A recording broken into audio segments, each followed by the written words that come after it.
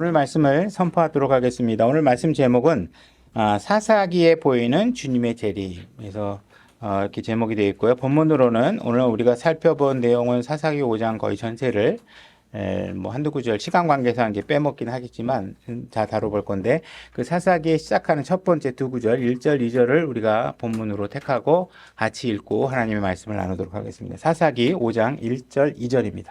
자, 다 같이 소리내서 읽겠습니다. 1절, 2절, 두 구절입니다. 준비, 시작. 이에 드보라와 아비노함의 아들 바락이 그날에 노래하여 이르되 너희는 주를 찬양하라. 백성이 기꺼이 헌신했을 때에 그분께서 이스라엘의 원수를 갚으셨더라. 사사기 5장은 매우 독특한 장입니다. 우리가 이제 지난번에 사사기를 다룰 때 드보라 이야기, 이제 뭐 바락을 격려해서 전쟁에 참여시키고, 또 그다음에 시스라 장군이 이렇게 철병거를 가지고 쳐들어왔을 때 야엘이 그 시스라를 관자놀이에 못을 그 텐트 장막에 못을 박아가지고 죽이는 장면, 뭐 이런 내용들을 살펴봤었죠.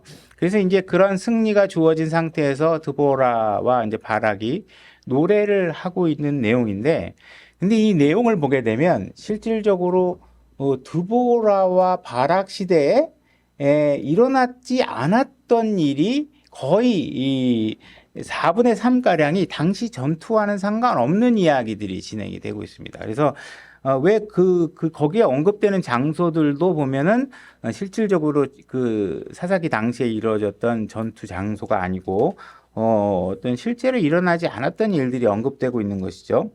그래서 우리가 이제 이런 내용들을 보게 되면 우리가 이제 간과하지 말아야 될 것은 뭐냐 하면, 하나님께서 분명히 이 일을 언젠가 이루실 일들인데, 그것이 지금 하나님께서 미래에 일어날 일을 지금 이 순간에 하나님께서 교묘하게 겹쳐서 우리에게 소망의 흔적으로 남겨놓으신 구절들이다. 이런 사실들을 우리가 아셔야 됩니다. 그래서 우리 오늘날 많은 교회들이 착각을 하고 있는 것들 중에, 하나님이 이스라엘 민족과 약속을 하셨고 그 약속하신 내용이 이미 성취되지 않은 부분들이 굉장히 많이 있는데도 불구하고 하나님께서 이스라엘과의 관계를 다 끊으셨다. 그래서 이제 앞으로 이스라엘과 체결된 약속 중에 이루어지지 않은 약속들은 교회와 그것을 이루시게 될 것이다 하면서, 그 이스라엘과 함께 성취해야 될 자리에 교회를 집어넣어서 이렇게 해석을 하시는 분들이 많이 있는데, 그렇게 되면 결국은 우리가 굳이 하나님을 변론해 주지 않는다면 이건 하나님이 거짓말 하시는 게 되는 것입니다. 그죠?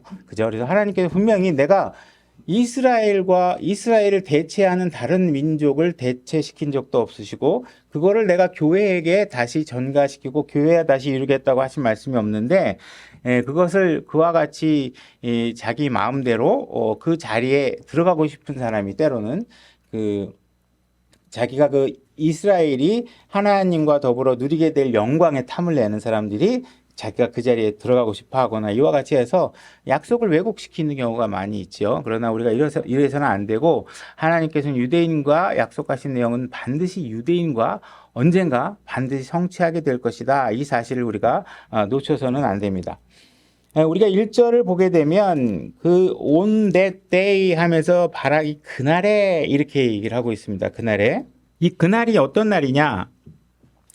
성경에서는 여러 가지 사례를 통해서 이 그날이라는 말이 예수 그리스도의 재림과 관련되어져서 많이 반복돼서 사용되고 있는 표현입니다. 그래서 그날이라는 것은 여기서 드보라와 바락이 실질적으로 싸운 날을 의미하기도 하지만, 또한 이중적으로 예수 그리스도의 재림, 예수 그리스도께서 이 땅에 오셔서 그의 왕국을 세우시고 그날이 왕국이 세우실 그날을 얘기하는 것이죠. 그래서 그날이 언제인지는 우리에게 알려져 있지 않습니다. 예수님도 모르신다 그랬고, 그러나 우리가 확실하게 말할 수 있는 것은 그날이 반드시 올 것이다 라는 사실은 알 수 있는 것이죠. 그래서 하나님께서 지금 이 원수들이 등장하고 있고, 그들의 원수를 갚는 일을 하나님께서는 나에게 맡겨줬다고 한다고 하면, 분명히 하나님께서 언젠가는 그 모든 이 땅의 원수들을, 적들을 물리치시는 그날, 원수를 갚는 그날이 언젠가 올 것이다 하는 사실을 우리가 알 수 있습니다. 그래서 3절로 넘어가 보도록 하겠습니다. 사사기 5장 3절. 오 너희의 왕들아 들을지어다. 오 너희 통치자들아 귀를 기울일지어다. 나 곧 내가 주께 노래하며 내가 노래로 주 이스라엘의 하나님을 찬양하리로다. 자, 1절에서 지금 노래한다고 하고 있는데 이 노래하는 게 뭐냐면 2절에서 우리가 얘기해 주고 있는데 복수하는 겁니다. 어떤 복수냐? 이스라엘의 복수를 얘기하는 것입니다. 이스라엘의 복수. 그래서 이 복수를 하면서 뭐라고 얘기하고 있냐 하면 3절에서 모든 왕들아, 이 땅에 있는 모든 왕들, 그죠? 이런 왕들아, 통치자들아, 그들이 들어야 한다. 이렇게 얘기하고 있습니다. 그래서 하나님께서 원수 갚는 그 날이 되게 되면 모든 이 땅의 왕들의 권세들은 다 사라지게 되고 최종적으로 남는 유일한 왕이시고 주가 되시는 분이 남게 되는데 그분은 바로 이스라엘의 하나님이 될 것이다. 나머지들은 다 사라질 것이다. 이렇게 얘기를 하고 있는 것입니다. 그래서 온데 때이 그날이라는 것이 이제 이사야서부터 말라기까지 약 94번 정도 재림과 관련돼서 등장하고 있다고 합니다. 여러분들에게 있어서 가장 중요한 날이 어떤 날이냐? 이렇게 여러분들에게 묻는다면 여러분들은 일생일대에서 가장 중요한 날은 언제냐? 예수 그리스도를 만나고 모든 죄를 용서를 받고 영원한 생명을 부여받고 예수 그리스도와 공동사역자가 되고 그죠? 주님과 더불어 영원히 함께 살 수 있게 된다는 것이 된 거죠. 그죠? 여러분들이 뭘 소유했어도 영원히 살지 않으면 소유한 게 아닙니다. 그죠? 언젠간 남의 거가 될 거잖아요. 그러나 내가 완전한 어떤 것이 하나님께서 이게 너 거다 하고 너에게 줬을 때 그것을 내가 내 것이다라고 얘기할 수 있는 건 어떤 상태냐면 내가 영원히 존재할 수 있었을 때 그것이 비로소 나의 것이 될 수 있겠죠. 이와 같이 놀라운 축복을 우리에게 주신 게 언제냐면 여러분들이 구원받을 때입니다. 그 다음에 두 번째로 중요한 날은 언제냐? 바로 그 일들이 가능하도록 해주시기 위해서 예수 그리스도께서 십자가에서 우리의 모든 죄의 문제를 해결하시고 이제 너희가 나만 믿으면 내가 이런 모든 축복들을 너에게 줄 것이다. 이렇게 얘기하시게 된 것이죠. 그러니까 여러분들에게 있어서 가장 중요한 날은 개인적으로는 분명히 예수 그리스도를 만난 날이고 두 번째 우리 인류적인 측면에서는 예수 그리스도가 십자가에서 모든 죄의 문제를 해결해 놓으셨을 때 그때가 되겠죠. 근데 그건 우리의 입장이고 하나님 입장에서 하나님의 캘린더에서 하나님의 달력의 입장에서 과거를 돌아보면서 아니면 미래를 돌아보면서 나에게 가장 중요한 날이 언제냐?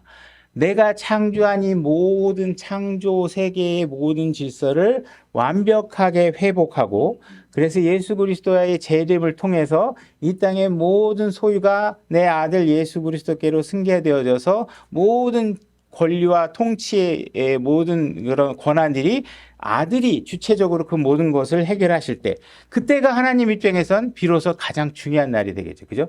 지금 이 순간은 그냥 수많은 이 땅의 통치자들이 막 그냥 이 세상의 죄를 범하고 인간의 가치관으로 통치하고 이러냐고 이 땅에 점점 그죠? 우상 섬기고 상징물 만들어내고 그죠? 이런 것들 때문에 이 땅이 전부 다 죄로 가득할 때 이 모든 것이 회복되는 날 이것이 하나님께서 가장 중요하다고 볼 수 있겠습니다. 4절로 가보겠습니다. 주여 주께서 세일에서부터 나오시고 에돔의 들에서부터 행진하실 때에 땅이 진동하며 하늘들이 물을 내리고 구름들도 물을 내렸나이다.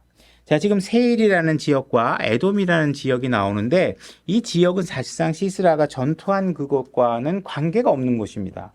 그래서 그 바락과 드보라가 싸운 곳하고 상관이 없는 지역이죠. 그래서 이 땅의 지명은 예수 그리스도의 재림 때 일어난 일들을 얘기하고 있는 것입니다. 자, 이사야서 63장 2절로 가보겠습니다. 주께서 지금 행진하시고 땅이 진동하고 물을 내리고 구름들도 물을 뿌리고 뭐 이런 이 굉장히 우리가 초자연적인 어떤 이런 일들이 일어나고 있는 것들은 재림 때와 관련이 있다. 이사야서 63장 2절입니다. 제가 읽겠습니다. 어찌하여 주의 의복이 붉으며 주의 옷이 포도즙 틀을 밟은 자와 같으니까. 백성들 중에서 나와 함께한 자가 없이 내가 홀로 포도즙 틀을 밟았노라. 내가 친히 분노하고 그들을 밟고 친히 경노하여 그들을 짓밟으리니 그들의 피가 내 옷에 튀어 내 모든 의복을 더럽히리라. 6절로 가보겠습니다.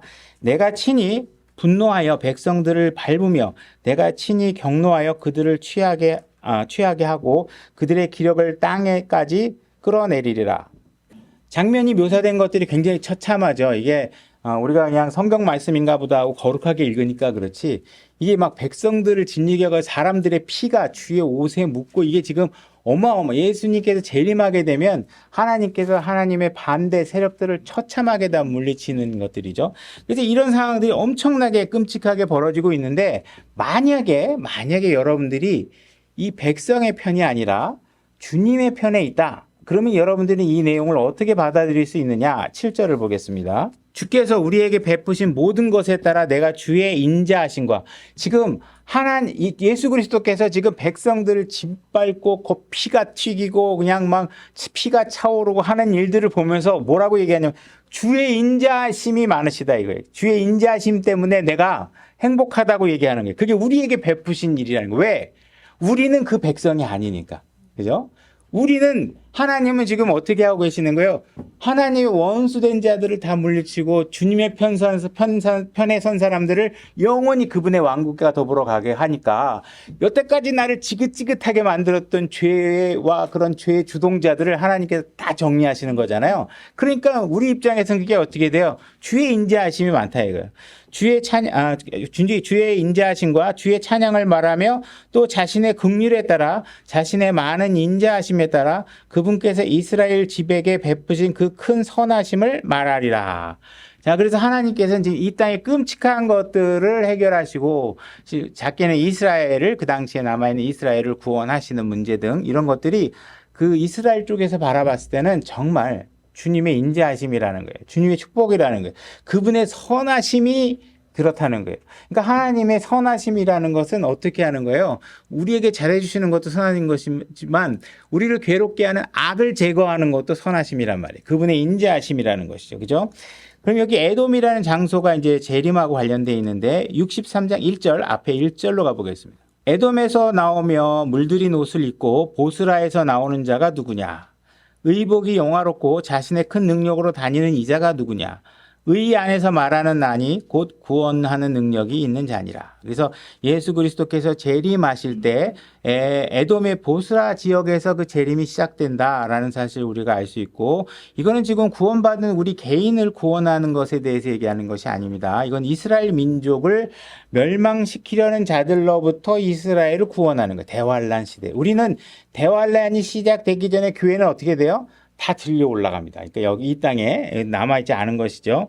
그 다음에 땅이 진동하며 이런 땅이 진동한다는 표현들도 그리스도의 재림 사건과 관련이 있죠. 예수님께서 초림하셨을 때 십자가에 달리시고 하늘이 온 우주가 어둡게 변할 당시에도 이 땅은 진동했습니다. 근데 예수님께서 재림할 당시에는 이 진동이 어마어마해서 이 지구상의 지표면의 지각이 완전히 바뀌게 됩니다. 지각이 막 땅이 더 달라붙고 갈라지고 하는 일들이 지구의 지형이 완전히 뒤바뀌는 상황이 벌어지죠. 그래서 이거는 재림 때 또한 이런 진동이 일어날 것이다. 지진이 일어날 것이다를 얘기하고 있고 하늘들이 물을 내리고 구름들도 물을 내렸나이다. 지금 여기서 얘기하고 있는 것은 대환란이기 때문에 야곱의 고난의 때에 관해서 얘기하는 것입니다. 다시 교회와 상관이 없는 얘기입니다. 교회와. 야곱의 고난이라는 것을 말하고 있고 야곱의 고난은 7년이라고 얘기하고 있고 그 기간은 전 3년 반, 후 3년 반으로 나뉘게 될 것이고 이 기간은 교회의 고난과는 전혀 무관한 것이고 그죠? 그래서 이 기간에 아마도 후 3년 반에 해당되면 비가 내리지 않는 그 기간이 있을 것이라는 거예요. 비가 내리지 않고 땅이 바싹바싹 타고 막 불기운이 막 이 땅을 뒤덮을 정도의 그런 기간들이 생기게 될 것이라는 것이에요. 환경 운동가들이 지구를 걱정하고 지구를 구해야 된다고 많이 이야기를 하지만 지구를 구할 수 있는 방법은 예수님께서 이 땅에 오셔서 땅을 회복하는 방법밖에 없는 것입니다. 그럼 왜 이런 땅이 이런 가뭄에 휩싸이는 과정의 결론으로 치닫게 되느냐? 이것은 그들이 창조주가 아닌 피조물들을 섬겼기 때문이다. 그 우상 숭배를 했기 때문이다. 이렇게 얘기를 합니다. 그래서 주님은 우상들을 재림하시게 되면 주님은 우상들을 없애게 될 것이고 물을 오염시키고 숲을 불태우시게 되는 일들이 생기고 동물들이 죽고 하늘의 별들이 떨어지고 그런 끔찍한 일들이 벌어지게 됩니다. 이 땅에 막 짐승들이 죽고 막 이 땅에 막 재해가 엄청나게 일어나겠죠. 자, 호세아서 6장 3절로 가보겠어요. 6장 3절입니다. 우리가 계속해서 주를 알고자 하면 그때 우리가 알리라. 그분이 나오심은 아침같이 예비되어 있으며 그분께서는 비같이 곧 땅에 내리는 늦은 비와 이른 비와 같이 우리에게 임하시리라.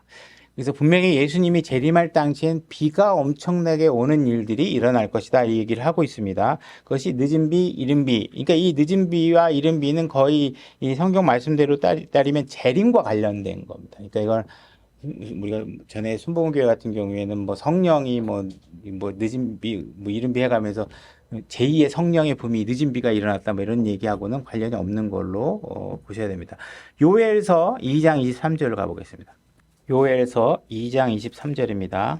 제가 읽겠습니다. 시온의 자녀들아 너희는 그때에 즐거워하며 주 너희 하나님을 기뻐하라. 그분께서 너희에게 이른 비를 적당히 주셨으며 또 너희를 위해 비를 내려주시되 이른 비와 첫째 달에 늦은 비를 내려주시리니 하면서 지금 비에 관한 이야기가 언급되고 있죠. 지금 사사기에서도 분명히 구름이 내려서 물을 내린다. 이렇게 비가 대해서 얘기하고 있고 다른 성경 구절에서도 예수 그리스도의 재림과 더불어서 이런 비의 현상이 일어날 것이라고 얘기하고 있습니다. 스가랴서 10장 1절로 가보겠습니다. 제가 읽겠습니다. 너희는 늦은 비가 내리는 때에 주께 비를 구하라. 그리하면 주께서 빛나는 구름을 일으키사 그들에게 소낙비를 주시고 또 모든 사람에게 들의 풀을 주시리라. 우상들은 헛된 것들을 말하며 점치는 자들은 거짓을 보고 거짓 꿈들을 이야기하므로 그들이 헛되이 위로하나니 그러므로 그들이 양떼같이 자기들의 길로 가며 목자가 없어서 근심하였느니라.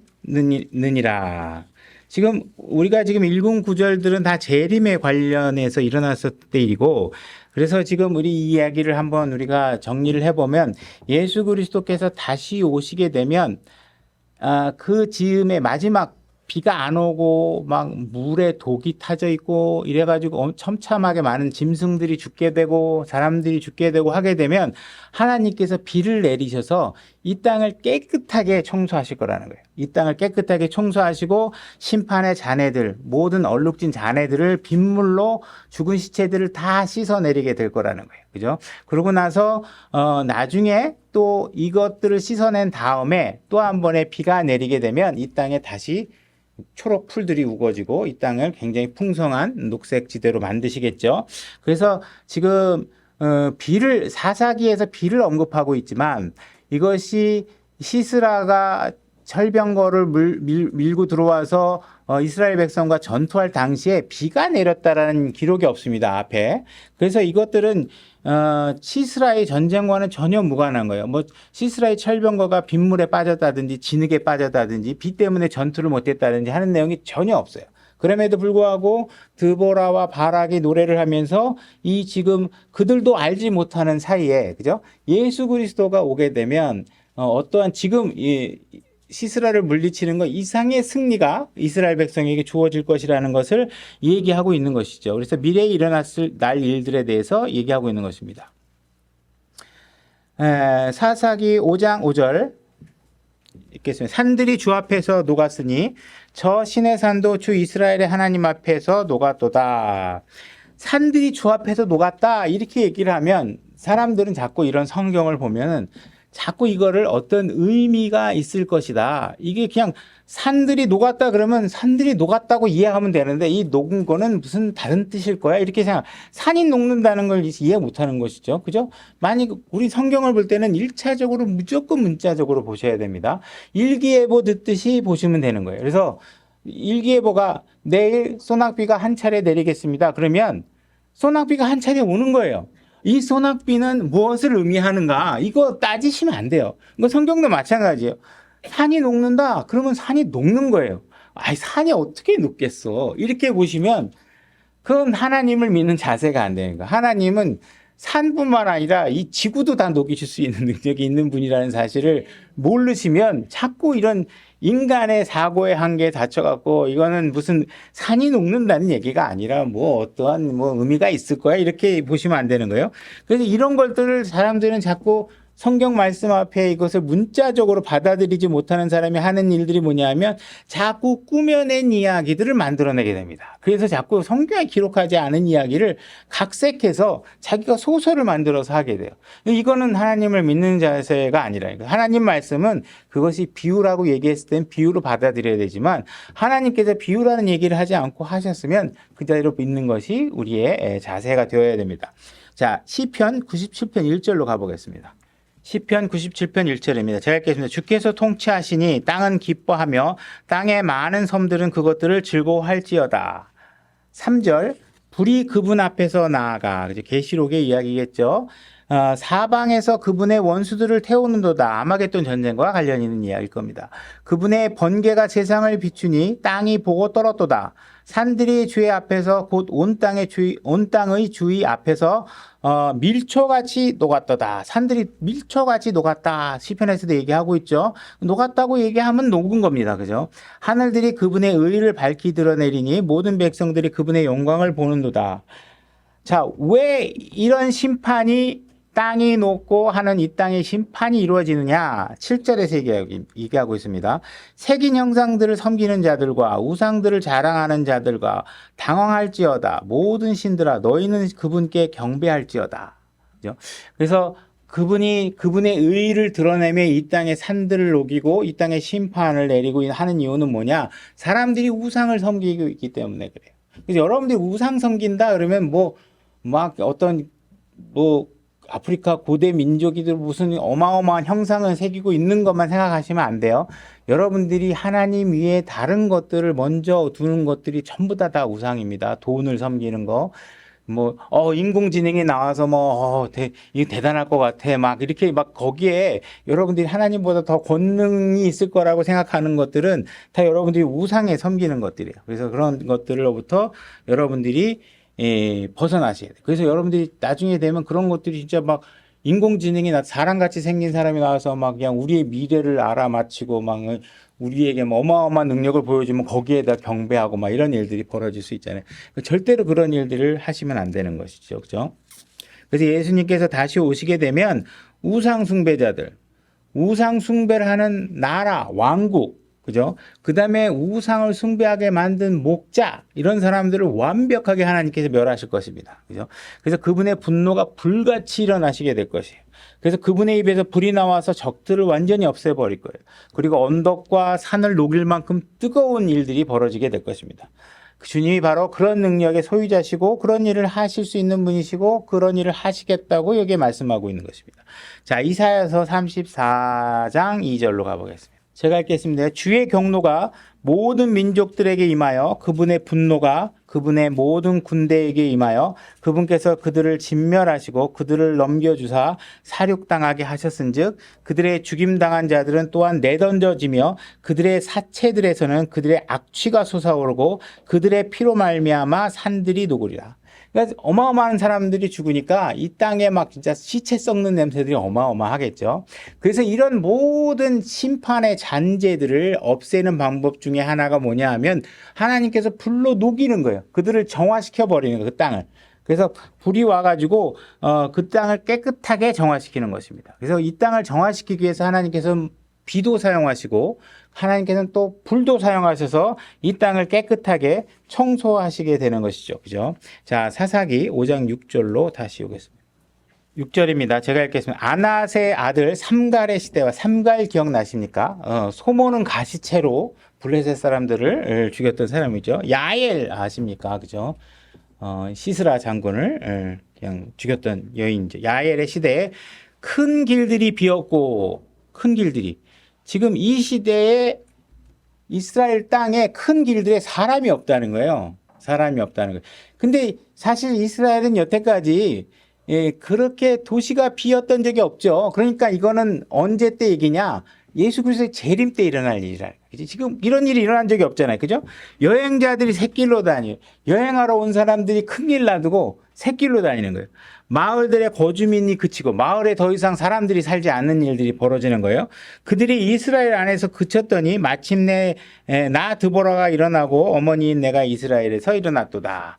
그래서 이스라엘은 지금 여기서는 도시가 비었다는 사실을 드보라가 노래를 하고 있는데 그러해 봤던 적이 없단 말이에요, 이스라엘이. 그러니까 이거는 우리가 어떻게 알 수 있냐? 아, 이게 미래에 일어날 일이구나. 그래서 우리가 이 계시록의 내용들을 우리가 이해하고 있으면 대환란 때 어떤 일이 벌어지냐면, 대환란 시기가 들게 되면 적그리스도가 예루살렘에다가 그 거룩한 땅에다가 자신의 왕국을 세우다시피 하고 엄청난 우상 형상을 세우고, 그죠? 그 다음에 무슬림, 나치, 민족주의자들 이런 사람들하고 전부 다 협의를 해가지고 어떤 일을 벌이냐?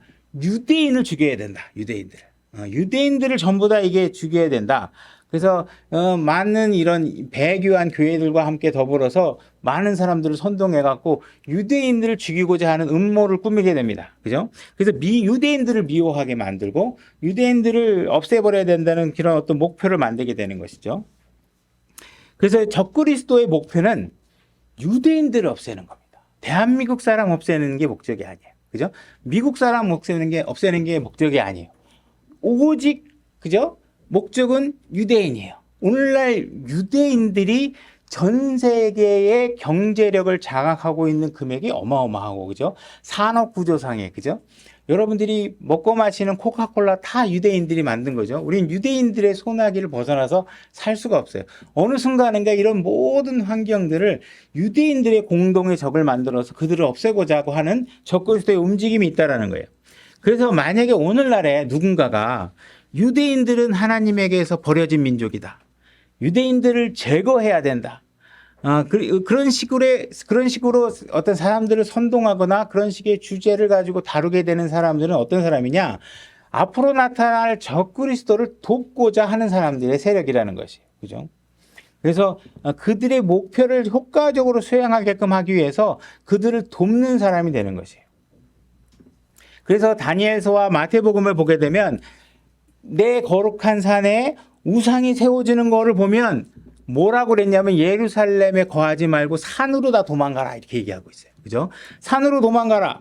그죠? 유대를 떠나라.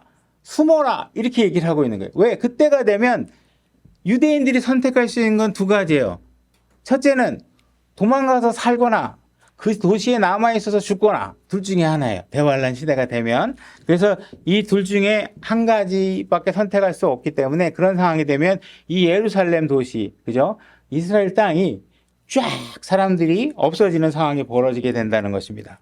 그래서 만약에 누군가가 교회가 환란을 통과할 것이다 이렇게 생각하거나 주장하는 사람이 있으면 이 대환란에 일어나고 있는 일들이 어떤 일인지를 잘 모르기 때문에 그런 얘기를 하고 있는 거예요. 우리는 거기서 버텨봐야 최대한 많이 버텨봐야 두세 달 버티면 우리는 다 죽습니다. 왜 그러냐? 대환란이 시작이 되면 비가 멈춰요. 그죠? 그 다음에 물에 독이 들어가 있어요. 그러면 여러분들이 뭘 먹고 싶어도 그 물로 해 먹을 수 없어요. 그 당시에 도시의 권력을 갖고 있는 사람들이 누군가가 힘 있는 사람들이 그 병력을 갖고 그거를 보호해서 먹기 전에는 오래 버틸 수가 없어요. 만약에 여러분들이 개인적으로 누군가의 특혜를 받아서, 그죠? 누가 빽 좋아가지고 신선한 물을 저장해 놓고 집에다가 음식을 저장해 놔서 음식을 먹고 있는데 여기 동네 사람들은 삐쩍 말라가고 있는데 나처럼 이렇게 퉁퉁한 사람이 걸어 다니고 있다. 그러면 주변에서 어떻게 해요? 우리 집을 쳐들어와. 왜냐면 그들은 생과 사가 달린 문제 아니에요. 그러면 내가 먹고 싶은 음식을 먹으려면 내가 어떻게 해? 내가 쳐들어오는 사람을 죽이지 않고는 이 음식을 지켜낼 수가 없는 상황이 벌어지는 게 대환란 때 일어나는 일들이에요. 그러니까 교회가 환란을 통과한다고 얘기하는 사람들은 아이고 속상해. 오늘날 살면서 아이고 내가 답답해. 아이고 힘들어. 이 정도로 환란 때 일어날 거라고 생각해서 그러는 거예요. 그게 아니라 그 환란 때가 되면 엄청난 그런 어떤 잔인한 일들이 벌어지고 내가 음식을 먹기 위해서 누군가를 죽이지 않고는 먹을 수 없는 상황이 벌어집니다. 그러니까 여러분들이 죽고자 하는 마음이 없으면 거기서 살고자 하면 다른 사람을 죽이는 일들이 벌어지게 된다는 거예요. 레위기 26장 21절로 가보겠습니다. 레위기 26장 21절입니다.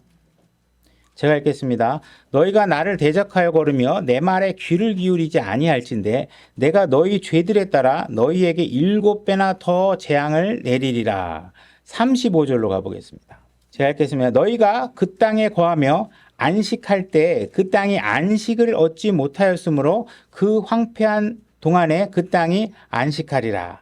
결국 이들이 이렇게 예루살렘 도시가 황폐해지게 되는 결과를 얻게 된 것은 뭐냐 하면 이들이 안식을 안 지켰다는 거예요. 7년에 한 번씩 이 땅을 쉬게 해야 되는데 이게 쉬지 않으니까 하나님께서 어떤 방법으로든 내가 그 땅을 그대로 놀리지 못한 기간 동안을 쉬게 만들겠다. 이런 식으로 얘기를 하고 있는 거예요. 그죠? 그래서 근데 이 민족은 지금 일어나고 있는 이 상황은 유대인과 관련이 있는 거예요. 유대인. 우리에게 안식일을 지켜라, 땅을 쉬어라 이렇게 명령 주신 적 없습니다. 이스라엘 민족에게만 주신 거예요. 그러니까는 하나님과 이런 관계가 끝났다고 얘기하는 사람은 이게 대환란 시대에 일어나는 이 일들에 대해서 잘못 이해하게 되겠죠. 그래서 하나님께서 분명히 이 일을 대환란이 끝나고 난 그 대환란 시기에도 다 계산해서 받으시겠다고 하는 것이기 때문에 유대인하고 관계가 끝난 게 아닙니다. 계속 진행되어 있는 것이에요. 자, 사사기 5장 7절로 다시 오겠습니다. 사사기 5장 7절 마을의 거주민들이 그치고 그들이 이스라엘 안에서 그쳤더니 마침내 나 드보라가 일어났고 어머니인 내가 이스라엘에서 일어났도다. 그들이 새로운 신들을 택하였으므로 그때의 전쟁이 성문 안에서 있었으나 이스라엘 안에 4만 명 가운데 4만 방패나 창이 보였던가. 그러니까 이들은 지금 이스라엘 땅 안에 지금 방패나 창이 지금 없었던 거예요.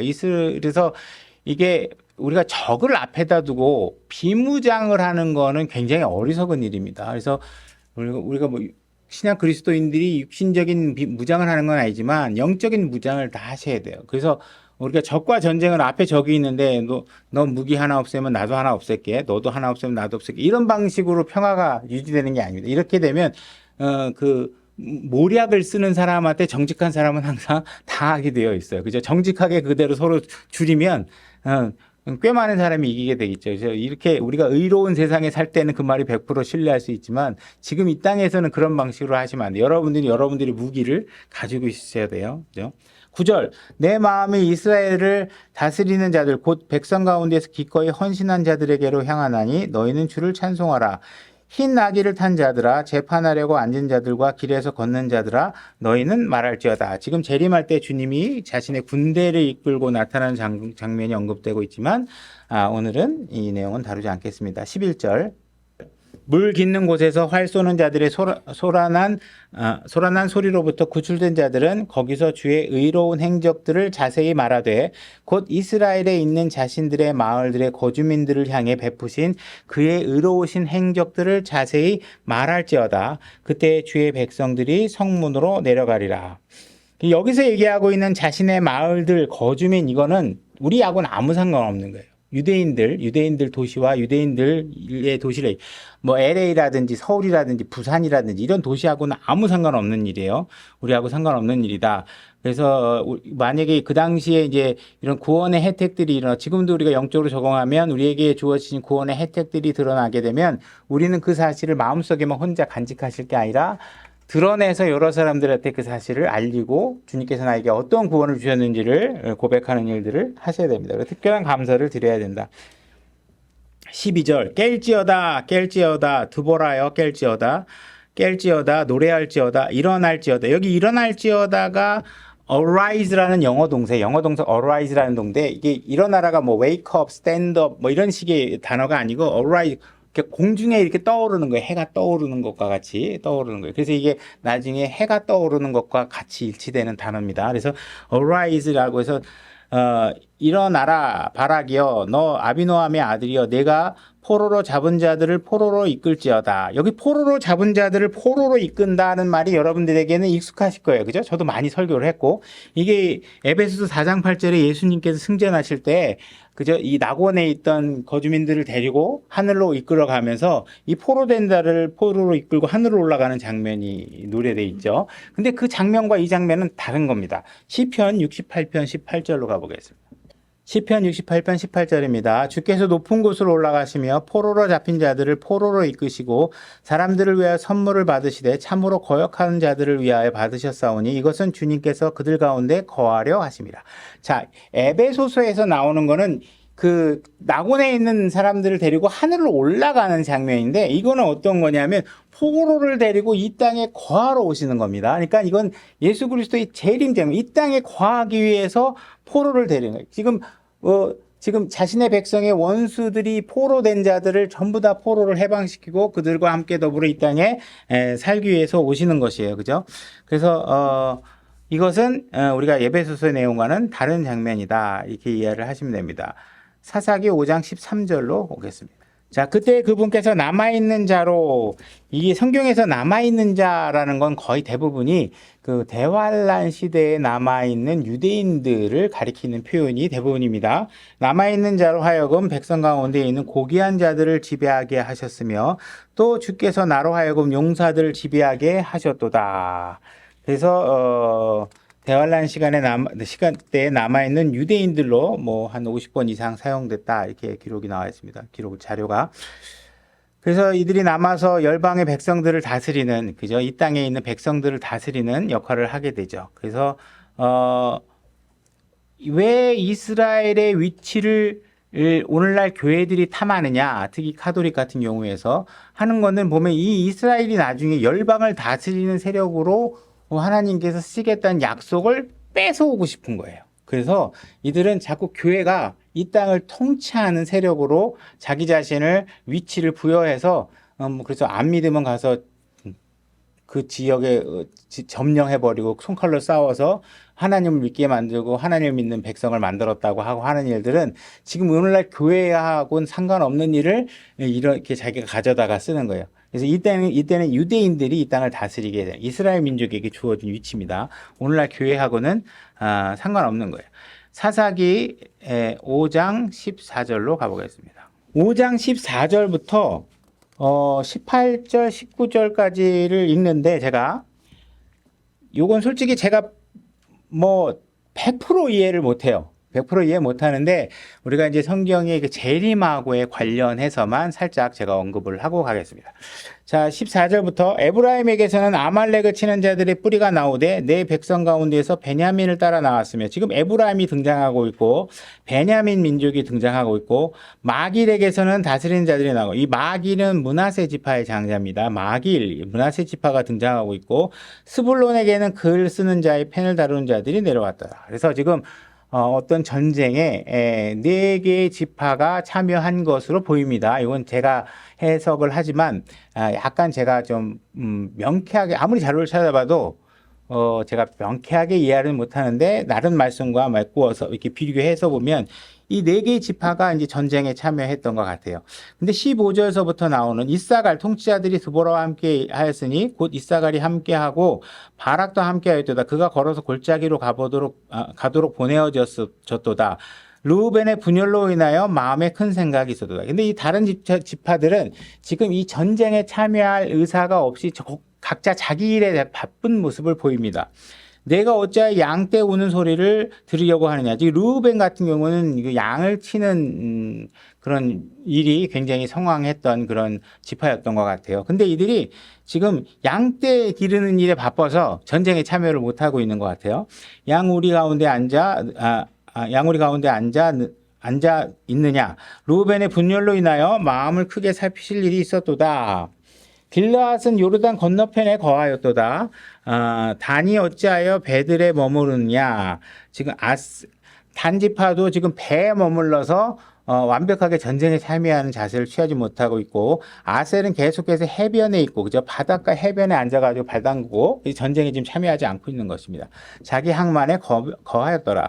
스불론과 납달리는 들의 높은 곳에서 죽기까지 생명의 위협을 무릅쓴 백성이로다. 이게 드보라와 바락의 전쟁에서 이렇게 전쟁에 참여했었죠. 근데 지금 이 전쟁에서는 지금 보이지 않는다, 이렇게 말하고 있는 것 같습니다. 19절, 왕들이 와서 싸울 때에 가나안 왕들이 무기또 물가에 다안악에서 싸웠으나 돈의 이득을 취하지 아니하였도다. 지금 예수 그리스도의 재림에 관해서 그 당시에 일어날 전쟁에 관해서 얘기하고 있는데, 지금 이스라엘 12지파 중에서 전쟁에 참여했다고 보여지는 지파가 4지파고 나머지 8지파는 도대체 어디가 있는지 모르겠다, 이런 이야기를 하고 있습니다. 그래서 결국은 12지파 중에 4지파만 참여했으니까 4분의 1이 참여한 거고 4분의 3이 참여를 안 한 거겠죠. 자, 스가랴서 13장 8절로 가보겠습니다. 스가랴서 13장 8절입니다. 제가 읽겠습니다. 주가 말하노라 그 온 땅에서 그 안에 3분의 2는 끊어져 죽을 것이요 오직 3분의 1만 그 안에 남으리라. 제가 계산을 잘못했네. 그죠? 3분의 1, 3분의 2 그죠? 이렇게 돼야 되죠. 그죠? 그래서 3분의 2 결국 8지파 3분의 2가 8지파가 끊어졌고 3분의 1만 그 안에 남으리라. 그래서 지금 아까 그 노래는 이스라엘 민족 중에 3분의 1이 살아남고 3분의 2가 거의 다 죽게 되는 그런 상황들을 묘사하고 있어. 9절 내가 3분의 1을 불 가운데로 지나가게 하고 은을 정죄하듯 그들을 정죄하여 금을 단련하듯 단련하리라. 그들이 내 이름을 부르리니 내가 그들의 말을 들으며 또 말하기를 그것은 내 백성이라 할 것이요 그들은 말하기를 주는 내 하나님이시니다 하리라. 그래서 스가랴 13장의 내용을 보면 민족의 3분의 2가 죽게 될 것이다. 이런 내용들을 얘기하고 있는 것이고 드보라는 지금 자기의 전쟁의 승리를 노래하면서 미래에 있을 이런 이야기들을 자기도 모르게 노래하고 있는 것이죠. 자, 사사기 5장 19절로 다시 가보겠습니다.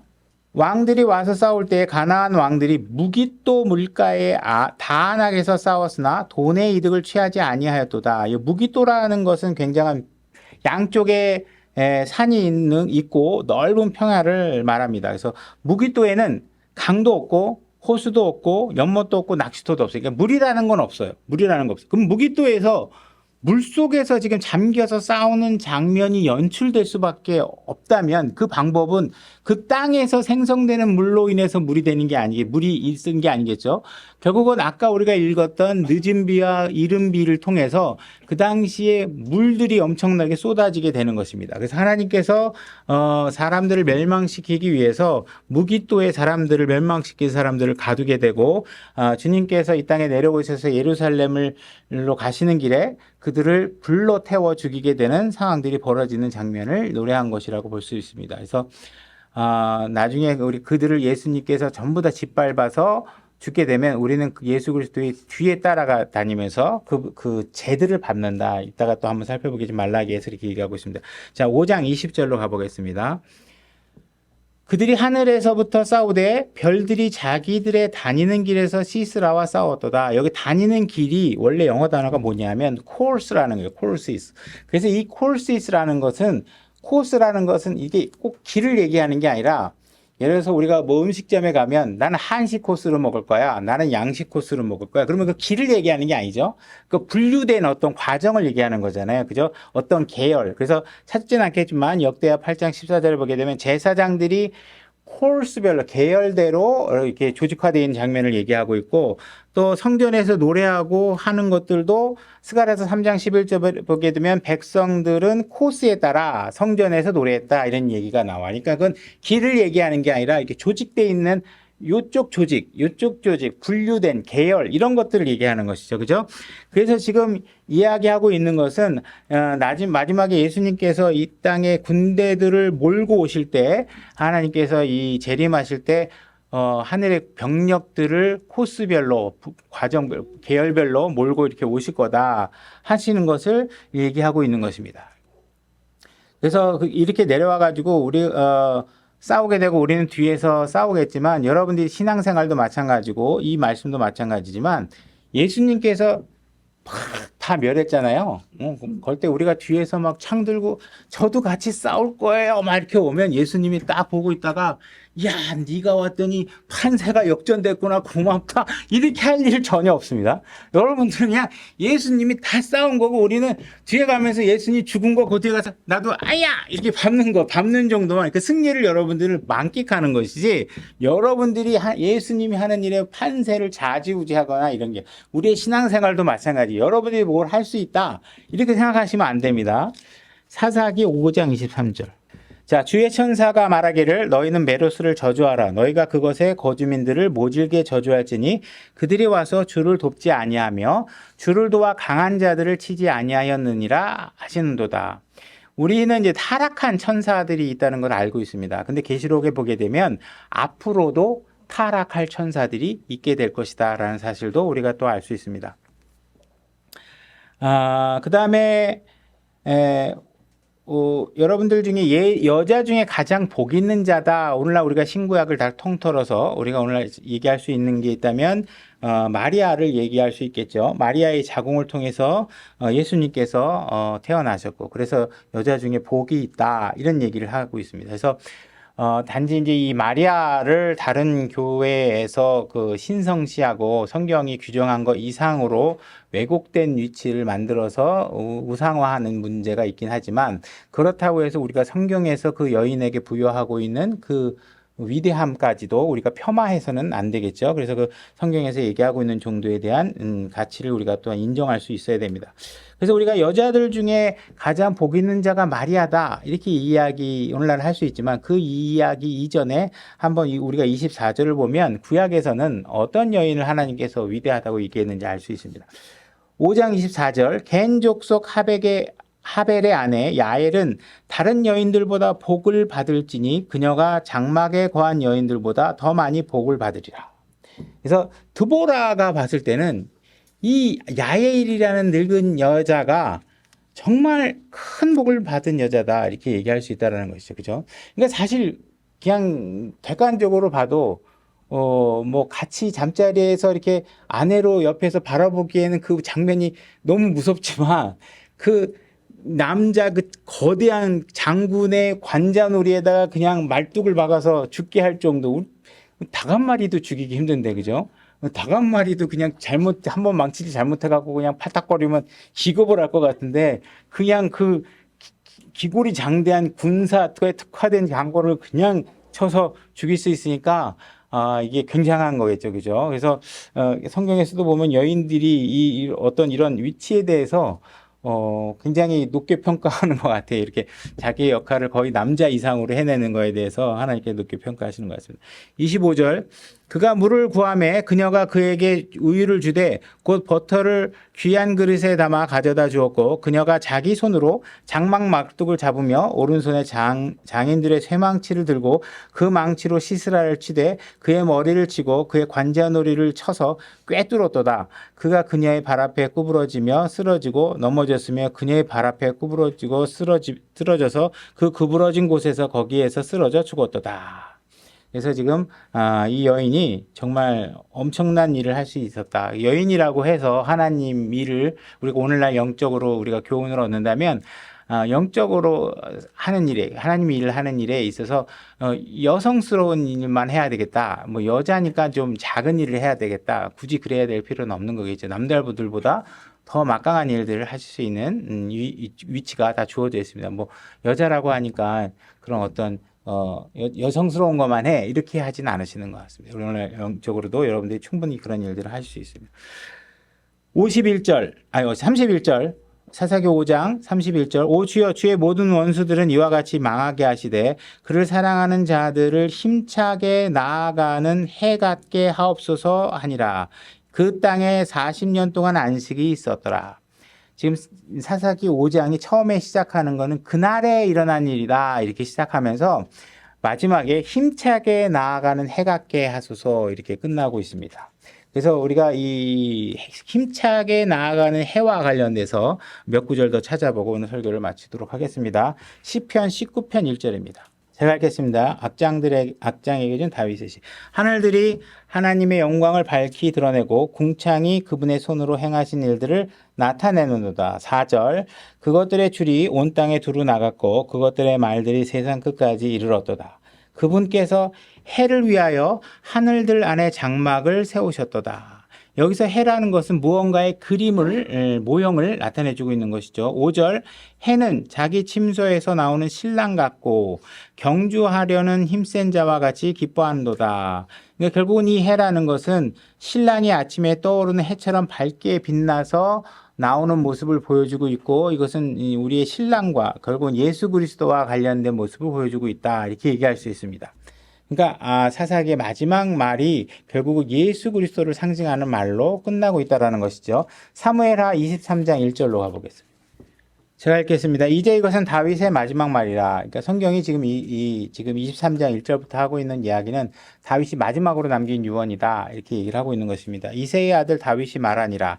높이 일으켜진 자, 야곱의 하나님에게서 기름 부음을 받은 자, 이스라엘의 달콤한 시편 기자가 이르기를 2절 주의 영께서 나를 통하여 말씀하셨으며 그분의 말씀이 내 혀에 있었도다. 이스라엘 하나님께서 말씀하시며 이스라엘의 반석이 내게 이르시기를 사람들을 다스린 자는 반드시 의로워야 하고, 그죠? 사람을 다스리려면 의로운 사람을 하셔야 돼요. 뽑으셔야 돼요. 그래서 여러분들 선거할 때도 우리 지난번에 설교 때 얘기했죠?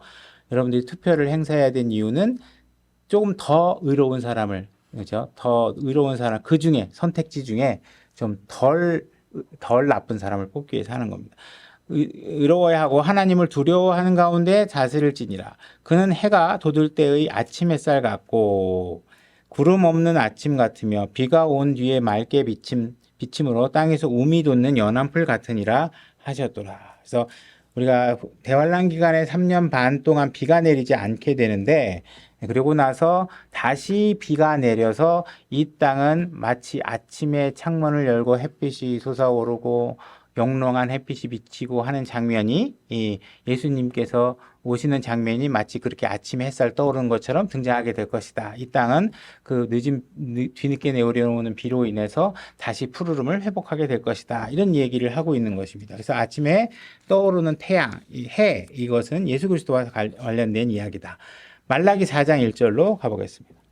말라기 4장 1절 제가 읽겠습니다. 보라, 화덕같이 불태우는 날이 임하나니 참으로 교만한 모든 자와 악하게 행하는 모든 자가 지푸라기가 되리라. 다가오는 그날이 그들을 불태우고 그들에게 뿌리와 가지를 남기지 아니하리라. 만군의 주가 말하노라. 그러니 내 이름을 두려워하는 너희에게는 의의 해가 자기 날개들 안에 병 고치는 능력을 가지고 떠오르니, 이게 arise, 아까 일어나라 했던 말과 같은 것입니다. 의의 해가 떠오르니 너희가 나아가서 외양간의 송아지들 같이 자리라.